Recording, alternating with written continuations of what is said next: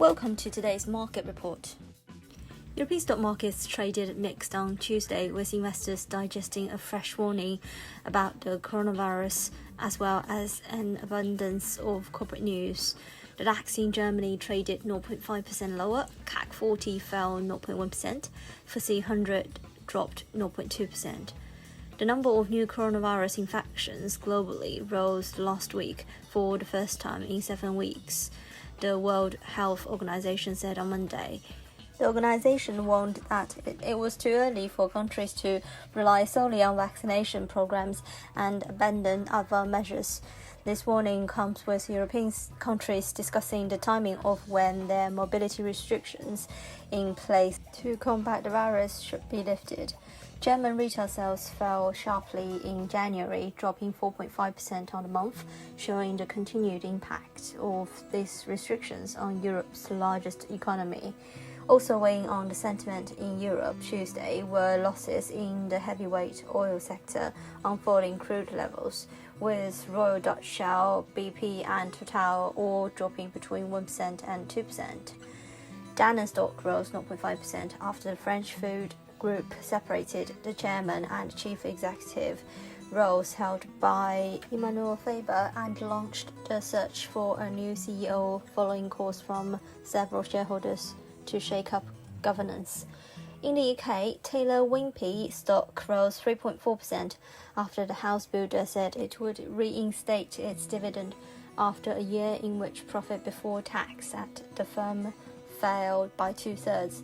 The announcement makes an interesting backdrop to the UK budget on Wednesday, which is reportedly likely to include further tax breaks for house buyers. Travis Perkins stock, by contrast, fell 1.6% after the builder's merchant plunged into a loss last year, weighed by restructuring and COVID-related costs.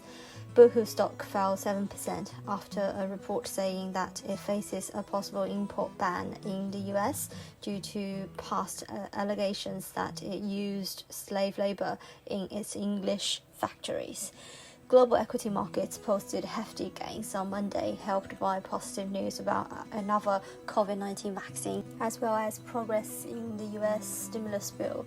That said, investors continue to debate whether many markets are overextended following huge stimulus injections to counter the impact of the pandemic.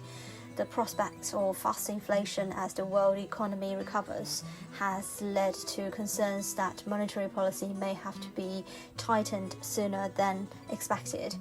Oil prices weakened on Tuesday as traders turned their attention towards the upcoming meeting of the Organization of the Petroleum Exporting Countries and their allies, including Russia. Crude futures traded 0.9% lower at $60.11 per barrel. Brent fell 1% to $63.08 per barrel. Gold futures fell 0.2% to $1,720.25 per ounce. On the FX front, the GBP/USD stays on course for a test of support at 138.40 to 138.30, with the risk now seen for a move to the 55-day average at 137.10. The pair extended the previous day's rejection slide from the key 140 psychological mark and witnessed some follow-through selling through the first half of the trading action on Tuesday. The downfall was exclusively sponsored by a broad-based US dollar strength amid increasing bets for a relatively faster US economic recovery from the pandemic. The impressive pace of the COVID-19 vaccinations and the progress on the massive US fiscal spending plan has been fueling the reflation trade.